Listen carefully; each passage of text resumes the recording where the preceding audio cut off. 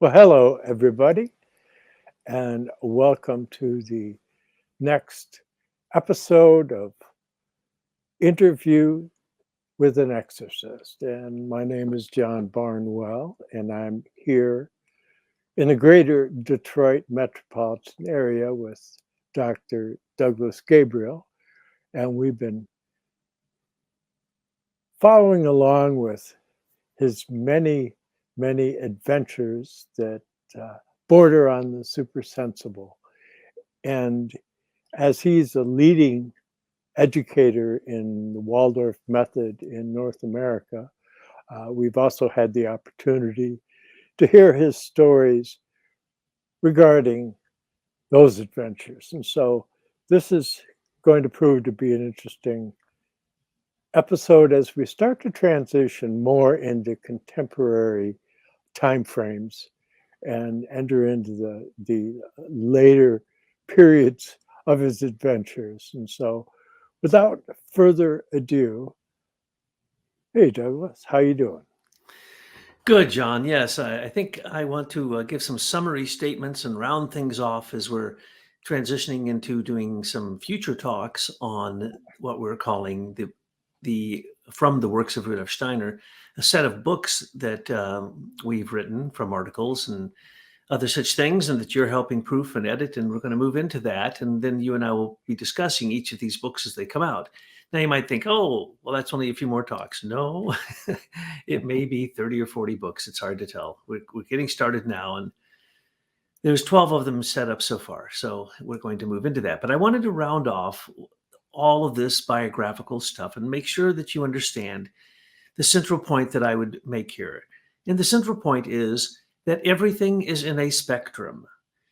When we trained as Jesuits, to make sure that the Jesuit was ready for the world, they had to go through 2 years of experiencing extreme conditions of the human body, from working in a hospital in the birthing area, and then working in a hospice, watching helping people as they passed over the threshold of death, or working with hydrocephalic children, microcephalic children, psychological disorders, everything. And literally, people in the psych ward, particularly, so that you could see as a priest, when you're then going to try to help other people, what the extremes of humanity can be on the spectrum of any topic, whether it be color or philosophy, or they would call it the dialectic process of thesis, antithesis, and synthesis, so that you look at both of the extremes and then find the moderation, go to the equilibrium, go to the midpoint. And that's where Christ is. And what I've tried to communicate here is that as we stand at the threshold, that threshold has incredible potential. Matter of fact, it can terrify you because it also acts like a mirror if you're not ready, and you can't walk through the threshold because on the other side, into the spiritual world, you don't have feet, you don't have a body, and you don't have anything that you would normally relate to the physical world. Or you can stand on that threshold, and it's kind of like the door. This threshold can swing open, and you can walk into it, into the spiritual world, but you have to do some work to do that. And you have to cleanse yourself. You have to have a clean conscience to cross the threshold in an awake fashion. But if you open that door, as a metaphor, the wrong way, then literally all kinds of elemental beings, all kinds of demons and phantoms and specters can come into you. So what I'm trying to communicate is I have seen and known, I've seen, heard, and known since I was a child that everyone has the capacity to let angels flow through them or demons. And every choice you make, every second of your day, is an invitation to one or the other. And so when John and I were working at Oasis Academy and it ended, I would say out of spite and jealousy, I actually got fired.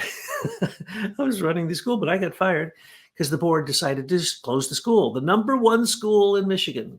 And John can testify this. They came and they would audit us all the time to see why in the world we were doing so well, in terms of tests and stuff. And we didn't even give tests. And so people would come to the school. It's an amazing school. But I got fired from it. But right after that, I got a call from some people who said, are you Douglas Gabriel? Yes, from Oasis Academy. Well, I used to be. Would you come? We want to offer you a job." And I'm like, "What kind of job is it?" They said, "Working with youth outside of the educational mainstream." I said, "What in the world is that?" And he said, "Well, adjudicated youth." You mean children who've been locked up?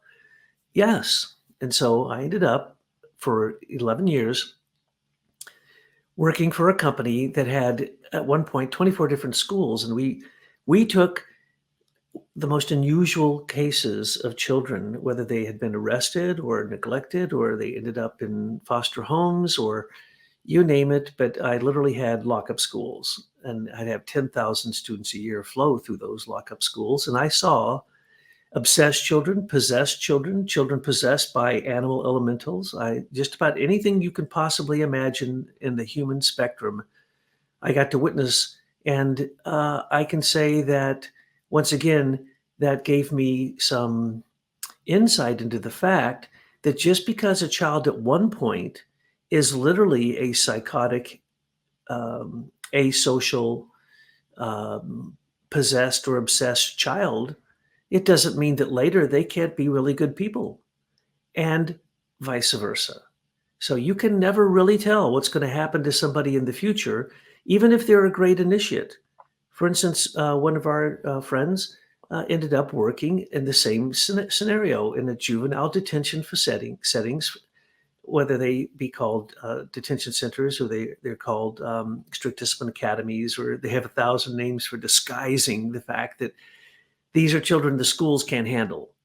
So when they asked me to work, if I wanted this job, I said, explain to me what you do. And once I heard that, I said, you know what? I'll take the job right here, because I didn't know who was doing this. I didn't know anyone did this.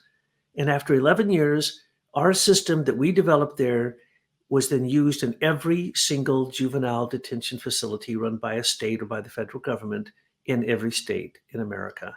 And the system that we developed accurately determined, and through assessment and through the top cutting edge of education. We had all the money. I raised so much money for them. We gave back money. We gave back sometimes tens of millions of dollars at the end of the year because we couldn't spend it all. And we spent a lot of money on these children, and we learned things. And we were the first people to develop seat time waivers, full online courses, even with instructors and without instructors. And I did all this assessment, wrote the white papers that became the laws. And Michigan was one of the first states to move in that direction. Because why? I serviced many of these juvenile homes that were children who had to be locked up, but they had to have education. And so in the end, literally, I had 10,000 students a year, and they rotated through. So it was always new students. And it was an amazing field for investigation. In the end, the Juvenile Justice Department of the federal government came, observed what we were doing, and adopted our system. And then after that, well, during that time, I had 4 children, had a wonderful, wonderful, wonderful life, but I was getting sick again. And these bumps started to hurt like crazy, to the point that it was causing me not to be able to move and to walk. I got very dumbed down, but it was okay. I became actually more psychic during the time that I got really, really sick. And then I got medical help. Well, that wasn't a good thing to do, because they put me on a drug that almost killed me, gabapentin, the drug that has the largest class action suit against any drug in America because it's killed so many people by suicide, and 10 different types of neurological death that had to be codified just for people dying from this drug. And they give this drug out like candy to everybody. Well, they gave it to me, and I kept taking more to stop the pain. I didn't know it was going to make me seem as if I was had all kinds of psychological disorders, and that it would make me not be able to see or eventually read or walk, or I had to retrain myself to walk. But fortunately, I was the boss, and I had everything set up, so it was all right. I was able to survive. But in the end, I got a divorce and was looking at basically this was going to kill me one way or the other, with or without the drug. So I was at my end, And one day, John can verify this. One day I was at my wit's end, and I was standing up. No one was in my house, praying out loud with my hands up, saying, okay, all this time, God, you have shown yourself to me. And now you're going to desert me. Please don't do this. Please help me. Send me a sign, whatever you can do. And that night, some being came and laid their hand on my head, and I felt as if I was healed. And the next day, Barbara called up, and tell them what Barbara told me. Well, I assume you're referring to her prediction of the future. Yeah, the prediction of the future. Yeah, she got on the phone. She felt very moved because, we became aware, obviously, of the challenges that you were going through and had been going through, but yet you underwent through centering a transformation whereby you overcame health challenges, which you've done on numerous occasions, so that it's important to understand that healing comes through Christ. But in any regards, she tells Douglas that not to worry, because he had gone through this difficult divorce, and not to worry that there was somebody coming, and she gave a perfect description of Tyla. And she's not, mind you, she's not a psychic reader. She is not even inclined to come up with things like that. But when she feels moved to do so, just out of the purity of her heart, these things come out. And so she predicted Tyla to the T, and her capabilities and what she would be like and all of that. But I kept raising my hand, but your story is so interesting, and there's so many side rooms down the hallway of destiny. But in light of this, then now you probably understand why you had to be fired from Oasis Academy, because had that not happened, you would have been unable to approach the destiny that came to you so strongly. And I mean, they were literally, you were the guy out of everybody that they wanted to reform the centers of what we call it, psychopathia juvenalis. The difficult child centers across America needed help, and you were the one most qualified to do that. Which I certainly didn't know at the time. So I'd been in Waldorf, and I'd been in public, and then I'd been in charter, and I'd worked in parochial schools and worked in all these charter management groups. And then I get invited into the most difficult educational challenge anyone could possibly ever have. I'm not exaggerating. I'll tell you one case. And if this one doesn't make you cry, then I'm not going to tell you any others. The worst place for a child to go is into government control, whether it be a foster home, a group home, or whatever, because the people who run them are usually evil. And so there are people who literally adopt children, lots of them, just to get the money. Well, this one woman had done this for years, and finally she adopted these 3 brothers. And when we got them, they had been in a cage for years, I think 5 years, 3, 4, or 5 years, I can't remember. And they couldn't stand up in the cage. And she fed them dog food. And so they really never learned to stand upright. When she got them, they were young. And then they would fight over the dog food, and she thought that was entertaining. So she finally got busted and got put in jail. But those 3 children came to me, and those were terribly unusual children compared to the children that I had. I'm not exaggerating. These are children. Some of them, one of my guys, I understood how all of them got to where they're at. Okay, one guy had killed 7 people, but when he explained why, I said, well, you know what? I would have probably done the same thing. So these children came to me, and they could barely walk. We had to teach them to walk. We had to, teach them to eat. Whenever food showed up, they were like animals. They didn't have any speech capacity. So we had such advancements of the students who came to us with the systems that we developed that the judges couldn't believe it. So the judges would make the students who came in with preschool reading level, and 1 year later, they could read at a 12th grade level in high school. And the judge wouldn't believe them. And the judge would test them right there in the courtroom. It was amazing. And sometimes we had helped the child so much that the judge would say, okay, I dropped the rest of your sentence. You can leave here today because of his education. If these children can learn a few things, because what I found, because I did research on these children for years and had 250 staff members, like a dozen of them were PhDs. So we did a lot of research. And what we found is 99.9% of them are tone deaf. So what did I do? I started a choir and taught them to play the recorder. And when they could play Twinkle, Twinkle, Little Star, and then sing it, match the tone, or I could play it, they could match it, they would take such huge steps in their education that you can't believe it. Music is, if you can't understand speech and you can't not let it just echo around in your head, and then, it has to make sense. So many of these children, broken eardrums.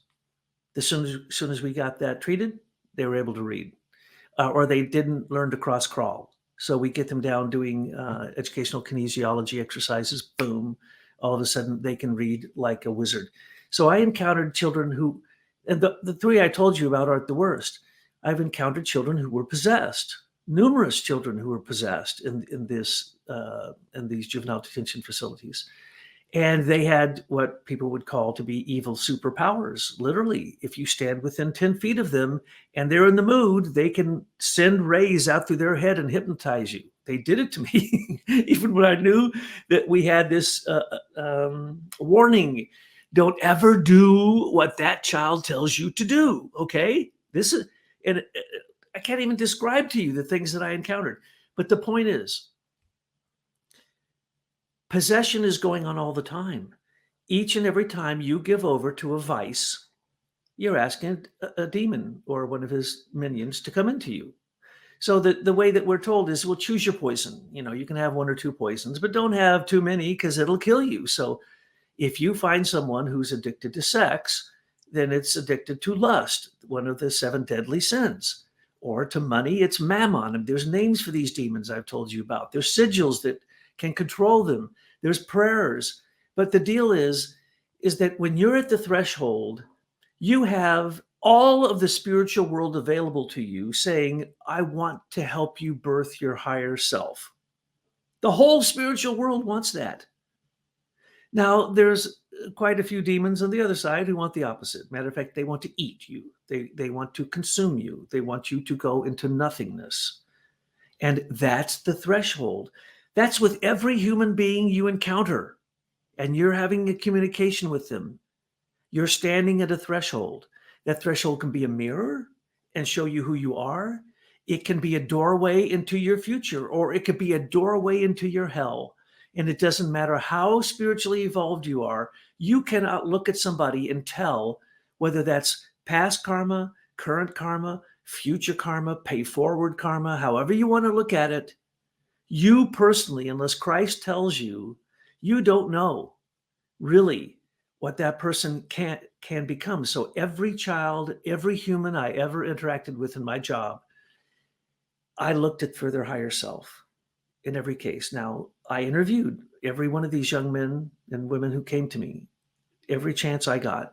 And I tried to understand their biography, every single one of them, because to me, that was my education. It was a gift they were giving me. And I believe there's no such thing as following history as a series of dates of wars. History is the accumulation of individual biographies.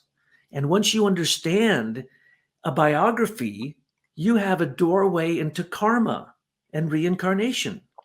So every human you encounter is a threshold to the spiritual world. It's as simple as that. And they are a complete, perfect hieroglyphic 3D hologram of the universe, and so are you. So when you're looking into them and you're seeing their higher self, it's your higher self seeing their higher self. But when you look at them and you see a demon, then you should look at your own demons. And the whole world now has become this way The demons have been loosed. They have come up from hell. They are no longer hiding. But the good news, so are the super beings who are coming to us from Mercury, Venus, and Vulcan, what's called superhuman beings. Basically, you could call them angelic beings. They're there to help us too. And that's what I want to communicate. That's what I'm trying to tell you. My biography could indicate to you, if you saw the whole thing and you've been following this series, then you have to, then you can have a view to say, oh, look, here's a person who tried to be good. Well, how come he has so much suffering? How come he had to go through hell? How come again and again, God put him on the train to hell? What was that about? It's because you can't know. And especially, even if you are an initiate, you can't know your own karma.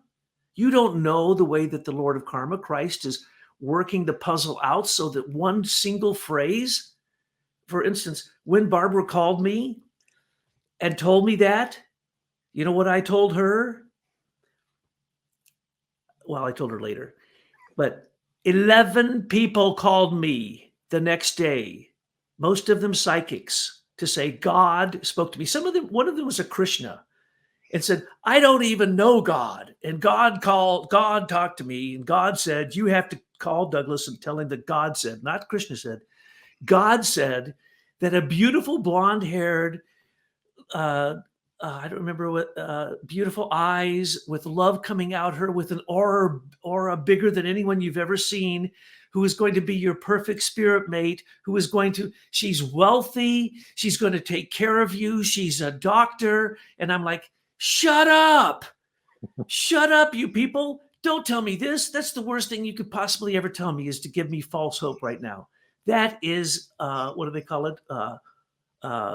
Instead of it's hopium.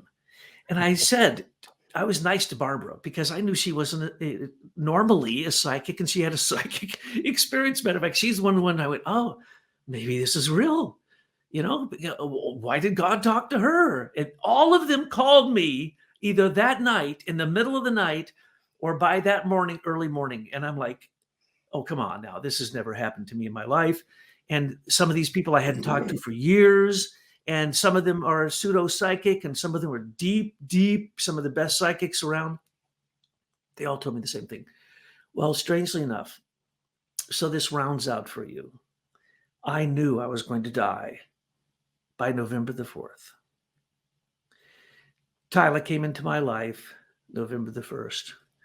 And by the November the 4th, we had realized we were spirit mates, really beyond a shadow of a doubt. And our work started. And that's the phase that we're in now. And what is it? It's an exorcism for the whole world. And what is an exorcism? What's the best exorcism for the whole world? What causes, as John just said, illness to go away through healing? Christ. And that's what Dascalis used. And so someone may say, well, how come Dascalis' healing didn't hold? Because I'm probably got some strange karma, and karma is a roller coaster ride. You take in and try to redeem as much as you can at any one time, but sometimes it can almost kill you. So what are you going to do? Plus, as Steiner said, you want to know about karma? As I look out upon this audience, if I told you the truth of karma, you would have to realize that the person you're sitting next to that you may be married to, may be someone whose head you chopped off in a previous incarnation. That's what drew you to each other. It's like, oh, that's not what I thought love was.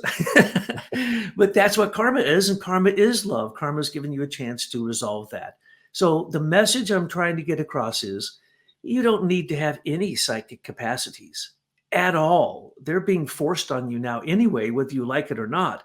So if you simply turn to that threshold, which is usually through other people, and every night that you go to sleep, you go across that threshold. When you die, you go across it, but then you get the big judgment instead of the nightly judgment. So if you can clear your conscience every night, then you're ready to die. It's as simple as that.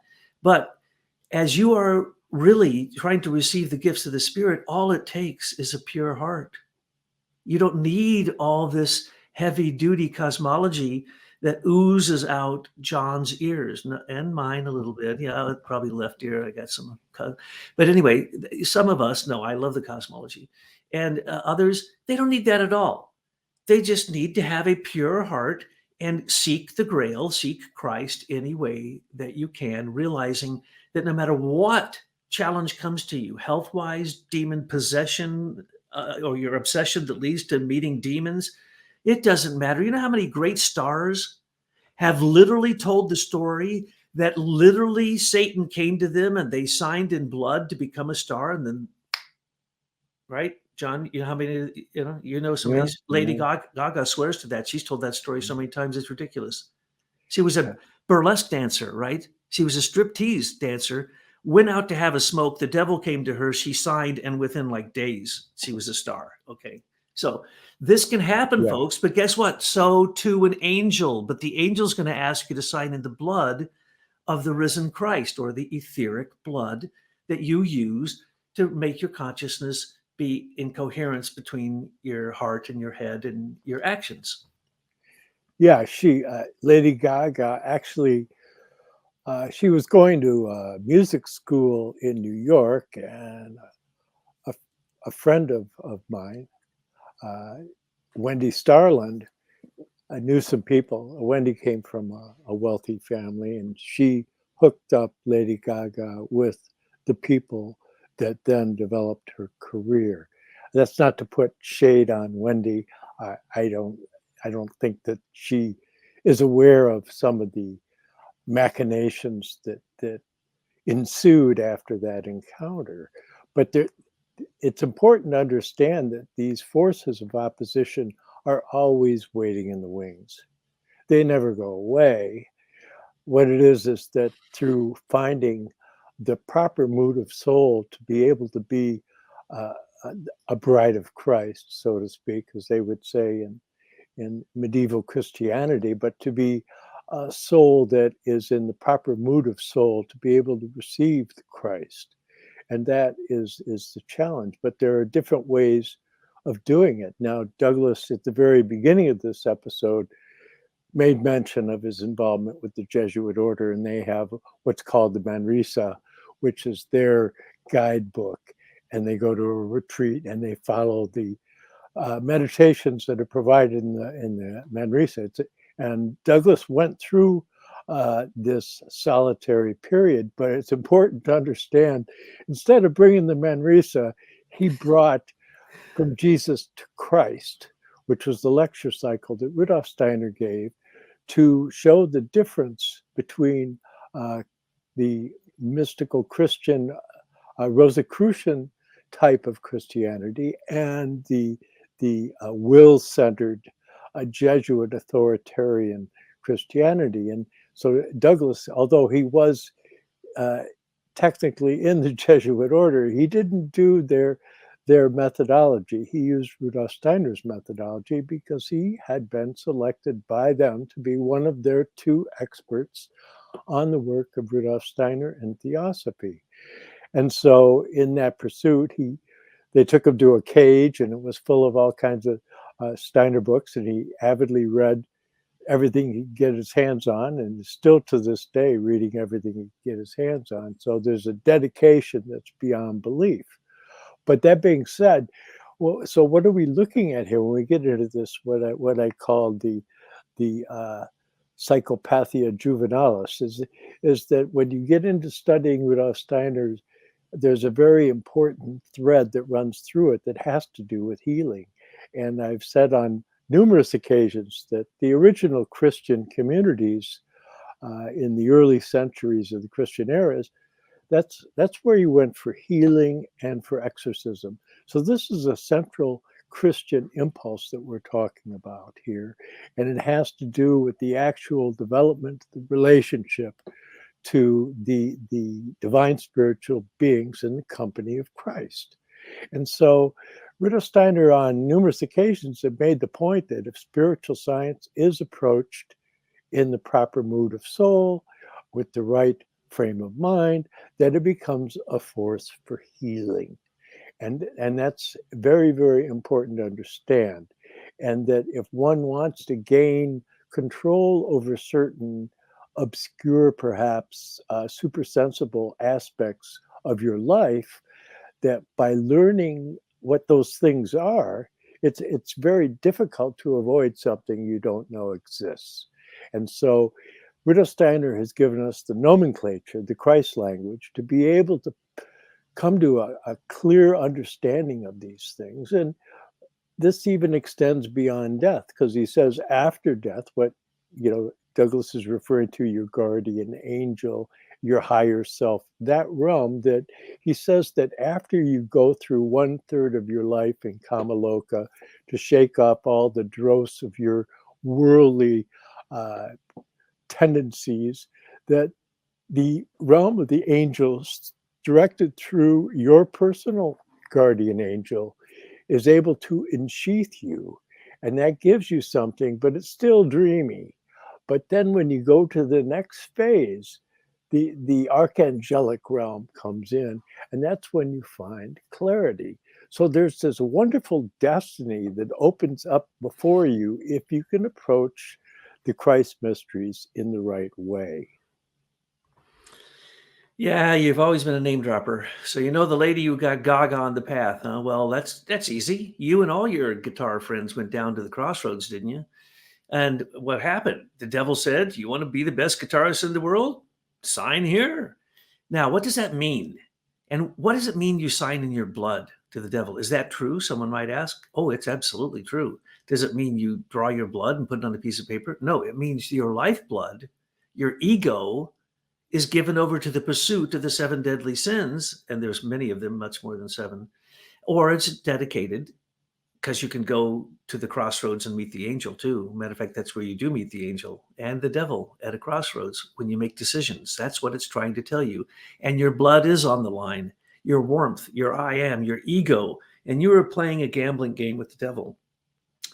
The devil's incredibly clever, incredibly clever. And sometimes, as Rudolf Steiner said, if you sat down to eat or have a meal with Ahriman, you would be so overwhelmed with the power of his cleverness that you would believe him. And then in this day and age, he will grant you your own clairvoyance. Problem is it won't be the same clairvoyance as someone who also has been granted it from Ahriman, or a Luciferic. So the spectrum is in between Lucifer and Ahriman. And what happened to Christ right after being baptized by John the Baptist? He went out into the desert and he had 3 temptations. And we're all tempted in that way. We're all tempted by Lucifer, by Ahriman, and by Lucifer and Ahriman together. And so this is really, it's as simple as, are you going to sprout wings and fly into the archetypal world of the heavens where you came from? And that's the reason they call archangels, because they're archetypes. They're literally the seeds that create out of nothingness. They're the substance of the archetype of any particular subject or anything that's manifest, and even with humans. So humans have created many, many demons, many elementals.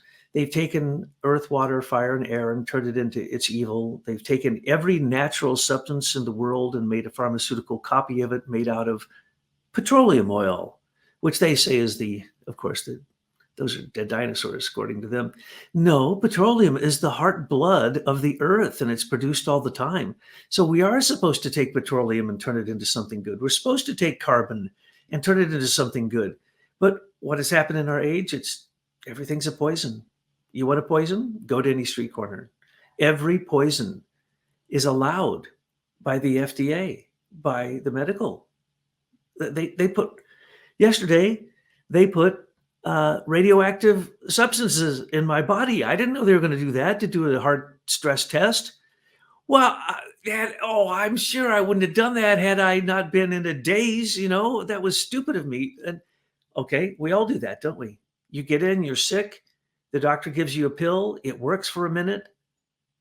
But unfortunately, the statistics are that almost all those pills, they stop the symptoms for a while and then they exacerbate the cause. So that's the same thing with spiritual development. You can say to yourself, okay, I know that sugar is poisonous to me, but I'm still going to sneak it in and have a little bit, and then you get diabetes, and then you're surprised. But of course, diabetes might have also came from the jabs you had when you were young. And whose karma is that? Well, you see, that's why you can't understand karma. What happens to all the people who died in Lahaina? They weren't bad people. They were murdered. And what's going to happen to them? Well, as Steiner tells us, and Christ will tell you, is that he will mitigate that karma from life to life. There's no such thing as an accident that can't be mitigated by the Lord of Karma. And so when I met these children, some of them literally thought they were, I had a boy who thought he was a fish. And he would, if there was a loud noise, he could become a fish. And he'd get down on the ground and he'd swim around underneath the desks and be a fish. And he was a fish until I'd come in and say to him, "You're not a fish. You're a boy. And I really like you." And I had another child who the demon was in one eye. Let's see, the demon was in his left eye. Don't ever look at his left eye. But the right eye was one of the smartest genius children I've ever met. And he had superhuman strength when he would have a fit because he was demon possessed in half of his brain. And yet he was the most delightful boy, photographic memory, a genius. He remembered everything he ever heard in his whole life. Another one who I can't tell you his story because it's too terrible, but he was one of those ones that could emit the rays from his head.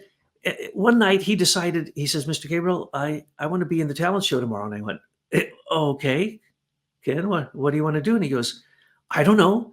What's a really great long poem?" And I said, "Well, how about, I don't know, what's that poem by Edgar Allan Poe?" And he goes, "You mean the one where the crow or the one with the knocking or whatever?" And I said, "Yeah, do either one of those."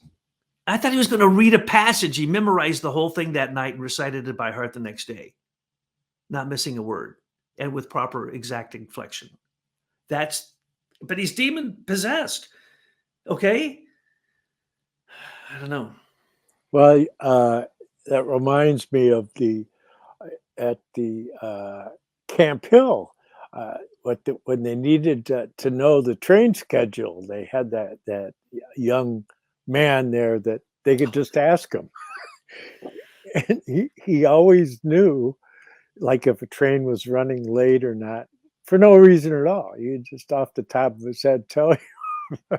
Idiot savants. He Yeah. was the one they did the movie on called The Rain Man. I knew him.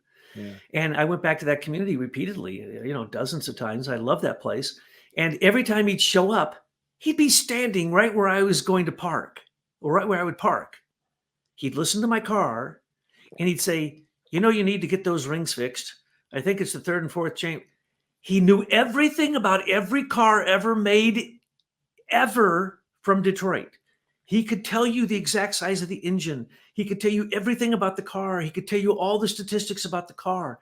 And any number, if you said to him, and I'm not going to say his name because he still lives there. I'm not going to tell you which community because he still lives there.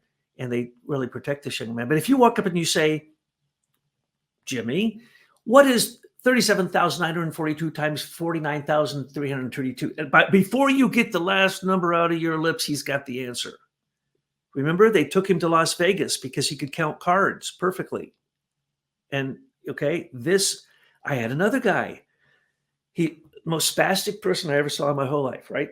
But he played for the New York Philharmonic, the Boston Philharmonic, first chair violin, and he was in that community. And he would look at the music sheet once, it just because he memorized it by ear and played perfectly. But he couldn't speak either. When he's speaking, the most stammering person.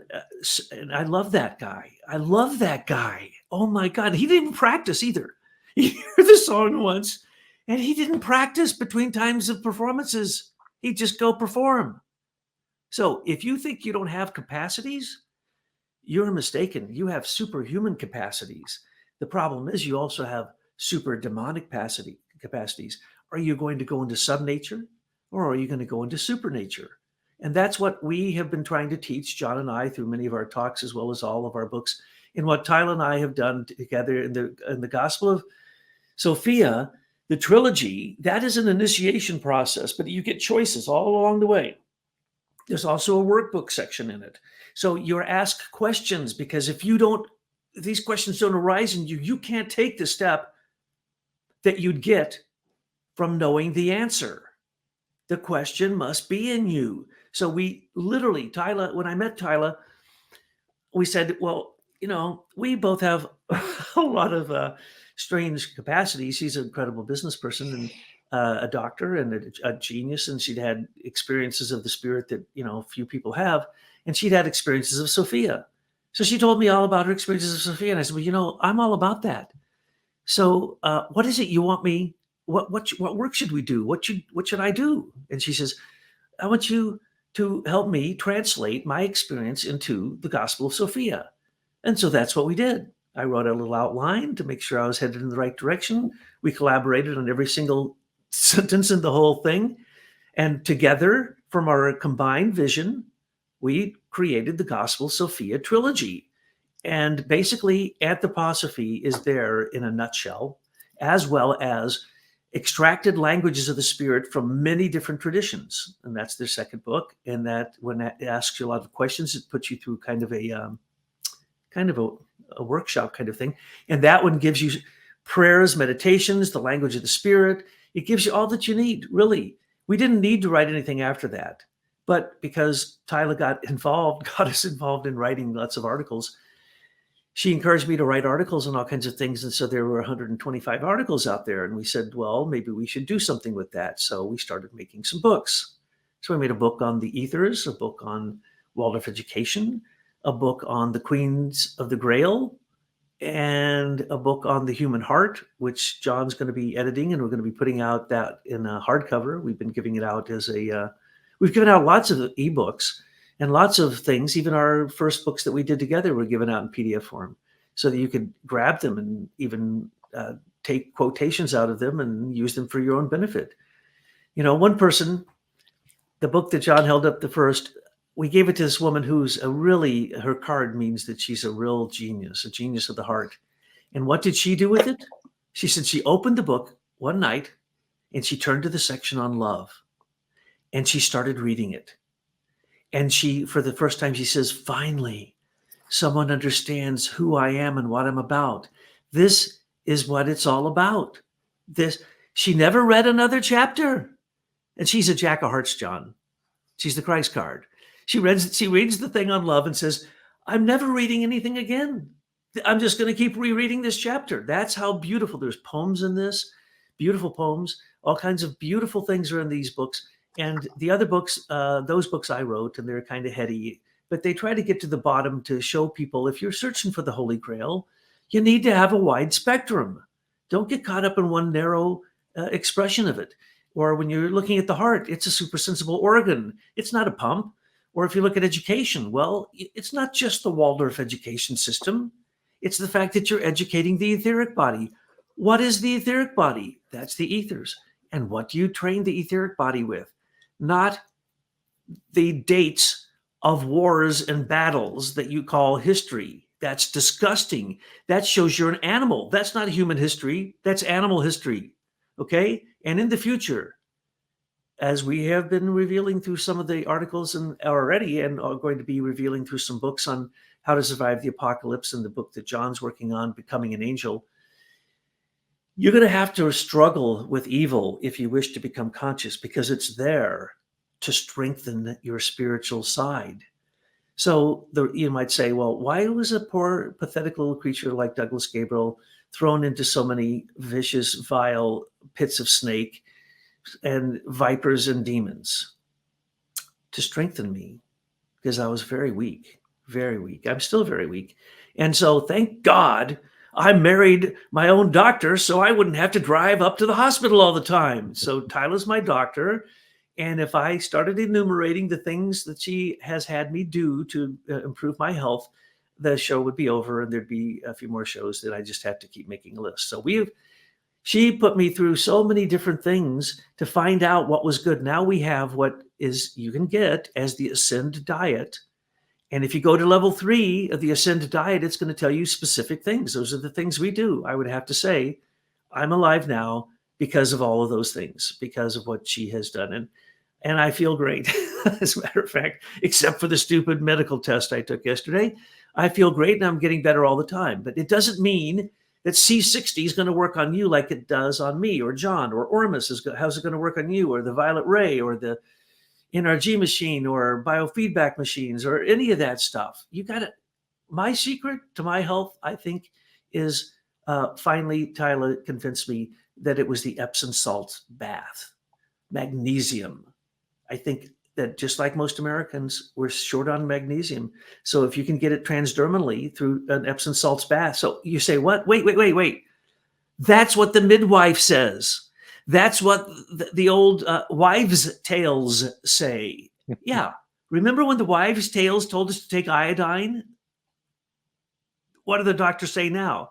If you don't have iodine, you're probably going to get cancer, and that your thyroid's going to go out, and your immune system. So, the things we used to be curcum, mercury, silver. My grandpa always put a silver dollar in the barrel to collect the water, the rainwater. They always had silver in their water. But if you said to him, you're drinking colloidal silver water, they would just laugh at you. He could cure anything with a natural substance. So here's one.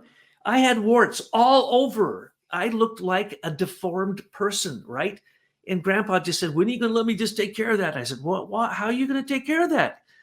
And so he went out and took copper pennies, put them in stump water of a certain type of tree, left them there for a certain amount of time, took them out and band-aided them on them, and my warts went away. Copper in a certain type of a herb in water that is okay. This is all known because in the ancient times, everyone was a natural clairvoyant. Everyone knew the language of the birds. Everyone knew the language of the animals. Otherwise, you didn't live. You didn't survive. You knew the language of plants so that you could grow your food. You knew the language of the minerals because without that, the animals wouldn't be healthy. The plants wouldn't be healthy. You wouldn't be healthy. You knew where to get your water. You knew how to stay grounded. You knew what to wear on your body so it didn't poison you. And you tried to stay as close to nature as possible, right? Now, we're the opposite. And we've lost that natural capacity of clairvoyance. But now, in our time, right now, literally today, November the 8th, isn't it? They say that that doorway is opening. Now, I've noticed the doorway has been open now for months, and you've noticed grassroots transformations in everything, right? And so you're seeing fantastic changes, and you're seeing that the devil is being caught in the bright light, in literally the spotlight is on the devil. And if you don't think there's people who are possessed, then you're not watching the news carefully enough, because the people leading these wars are demon possessed. They're not human people. And I know this. I learned to understand when someone had a soul or didn't have a soul, had a spirit or not, had an ego or not, or obsessed in one body or the other. And right now, I'm telling you, the people leading us in the Mediterranean towards war, as I mentioned the other day, they're all demon possessed. And how are you going to exorcise them? You're not, as I pointed out before. Demons get their claws in and won't let go of human beings once they cause demonic laws to be passed in nations and or in the United Nations. And so demonic laws rule right now. Until we change those laws, you cannot expect the earth to have an exorcism. Or what was the flood? It was an exorcism. What was Sodom and Gomorrah? It was an exorcism. What was it? All these different times that the earth has literally been scorched by the sun, or that we've had a magnetic excursion or a polar change, or basically as the continent spread. And, even a scientist will tell you that.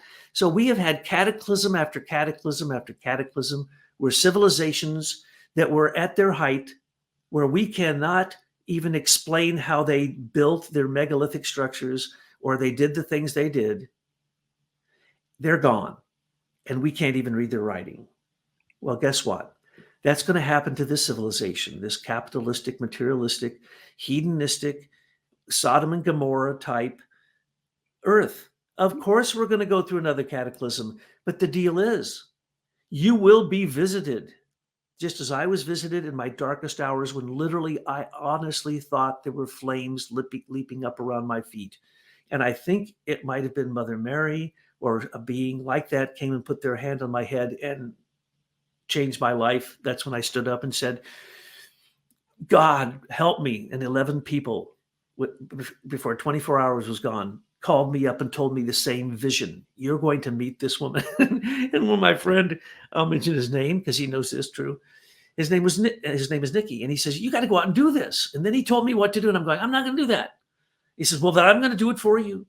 And so he set up this thing where he made me get out of my horrible depression and become a human again. And it was that made me enter out into the world again. And then I'm looking at November the 4th saying, yeah, well, my children will be set up by the life insurance policies, and I got everything all arranged and everything and blah, blah, blah. And then, folks, just the moment that you think the darkest hour is just before the dawn, just when you think that you're in the spookiest, scariest, most horrible place, all of a sudden you may turn a corner. And when you turn the corner, you may see a whole new world that was only one step away from where you are now. So all the people who write to us so lovingly and so sincerely during this entire series of interviews with an exorcist, it's been a pleasure, because so many of you have shared so much and given a chance for other people to help you, for us to try to give you insight, and basically a chance for you to be able to share the fact that your spiritual experiences are not appreciated by the materialists around you. You may feel alone. You may feel as if there's demons around you. They're there. They have no control over you unless you invite them in. There are angels around you. And even higher beings. And the only thing that changes is you. And that was what this is all about. That somebody who I wanted to go off and be a hermit, because I knew I was unusual. I wanted to stay in my little world and, blah, blah, blah. I wanted to be selfish and just go off and do it, like people ran off to India to go to an ashram, well, that's what I wanted to do. But the deal was I wasn't allowed to. I was forced along my path by hardly ever making a decision. I only followed what the Spirit told me to do. And in many of those cases, I was forced into where I went. And I learned from every one of them. So there's no such thing as at your wit's end or at the end of the rope. There's no such thing as a permanent hell. There's no such thing as failing in your evolution. There's no such thing. You're always going to be given infinite chances to get back on the ladder, Jacob's ladder, going to heaven, whatever you call it, climbing the Mount Meru, going to the Sheet to heaven, going to the New Jerusalem, to the New Eden, whatever. That is all in your heart. And that's what and I know John too, and everything we've done together for 40 years, we're trying to tell people, just go into your heart, see if Christ sits on that throne. And if he doesn't, put him on that throne. And if you have problems, study your problems. Do your homework. Don't be lazy. Don't let anybody else make your decisions for you. Decide them yourself. And whatever you do, understand that when you say spirit, spirit means one thing and one thing only: love. Wonderful. Yes, just to kind of unpack some of that, you have to realize that what we're trying to do is typified within Rudolf Steiner's work. That's the path of the Grail, and the whole crux of the matter, the crossing point, is the line, "Brother, what ails you?" And that it's to the extent that we can include the world in our caring and approach that with the wonder, awe, and reverence, that we become a force of transformation in the world. And through that force of transformation in the world, that's what brings about your personal transformation. It isn't about this selfish concern, what they would call Hinayana in Buddhism, the lesser vehicle, but the Mahayana, and that's the greater vehicle. That's the for all mankind. And so when you get into understanding the message of the Christ impulse, it has to do with that Christ came for all mankind. It's not about any kind of faction. It's not, there's some 35,000 to 40,000 various denominations registered in the United States alone, and they're all think everybody else is going to go to hell. Well, I don't think it works like that. And so we're just here in our own humble way trying to contribute to this whole endeavor, to whereby people can just find themselves, and through their own centering in Christ, that they can find equilibrium between these adversaries, because you're not going to eliminate the adversary. In fact, you owe the adversary for your own personal growth and development, because it's that opposition that you've received as you've gone through life that has given you the strength to continue on. And so you don't eliminate Christ. When Peter was overshadowed, Christ said, "Get thee behind me, Satan." He didn't like obliterate Satan. He just said, "Get thee behind me." These things belong in their own respective spheres, and when beings translate from their normative sphere of activity and enter into individual soul and spirit realms, that's a violation. And so that's the real key. But as to what Douglas is saying about the laws, that's a real key in the time in which we live. And there's this important rabbi in Israel, and he said that the key in understanding Sodom and Gomorrah, what it had to do with the fact of that, not that the people were bad, because people are sinning, all the time. People are sinners. That's what we are. But that they had codified sin into law. Yeah, well, as you used to always tell Michael McKibben, and he'd roll his eyes. Well, you have to go back to Hammurabi in 2973 BC, because that's when the laws were made. And yeah, that's true. The Assyrians created a few, then Hammurabi, and from then on, it has gone square to hell, folks. We have turned demons into gods and gods into demons. And as you look out upon the world, it may overwhelm you, but we always give that Michaelic verse that it's the future. Leave it to your belief in the higher beings. And matter of fact, I want to talk about the fact that I've been to the crossroads. I've had the devil so many times offer me deals for wealth, for power, for everything you can possibly imagine. I have been offered if I would simply go that way. And on the other hand, I've been offered from the spiritual world all the truth, beauty, and goodness, and all the beautiful, beautiful virtues, heavenly virtues you can imagine. And that's what I went for. And so I have zero interest, as Tyler will tell you, in the physical world. And I have to thank her, because she's the one who created this idea. She created the idea for the previous videos that started this YouTube channel called the Akashic Talks. And John and I have done talks for 40 years, but we never really focused the way that it has happened with a good producer. So we have a great producer, and trust me, even if you think that you're sad that these are ended, they're not ended. They're being transformed, and they're going into something you can hold in your hand, these books. And there may be literally 40 books. We have about 10 out there now. And what these books are, they're study guides for people who want to study anthroposophy. But we will continue on, and we will continue to do talks, and we will continue to post on this YouTube channel as well as other places. So we want to thank again my beautiful wife, our producer, director, philanthropist, editor, drill sergeant, you name it. John and I would just be lazy intellectuals if it wasn't for her. So we appreciate that, and we thank her so very much. And we thank you as the audience for putting up with this. And I want to say now to my children, ha ha, you never listened to my stories. Now they're on video, or as I call, they're on tape.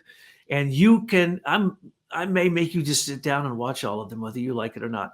No, here's the deal. Eventually, my 4 children will look back on these and say, whoa, that's who that dude was? Because you can stand next to somebody who's a criminal or a saint, but you don't know it unless you too have either a criminal or a saint somewhere in your soul. And I have all that in my soul. So there was never anyone I ever met, criminal, they called them, or whatever, evil, demon-possessed people. I love them all. And so I love all of you. And thank you so much, Dr. Douglas. And I want to top it off again. People love this so much, I have to share it again. And it's Rudolf Steiner's verse for our time. We must eradicate from the soul all fear and terror of what comes toward man out of the future. We must acquire serenity in all feelings and sensations about the future. We must look forward with absolute equanimity to everything that may come, and we must think only that whatever comes is given to us by a world directive full of wisdom. It is part of what we must learn in this age, namely to live out of pure trust without any security in existence, trust in the ever-present help of the spiritual world. Truly, nothing else will do if our courage is not to fail us. And let us seek the awakening from within ourselves every morning and every evening.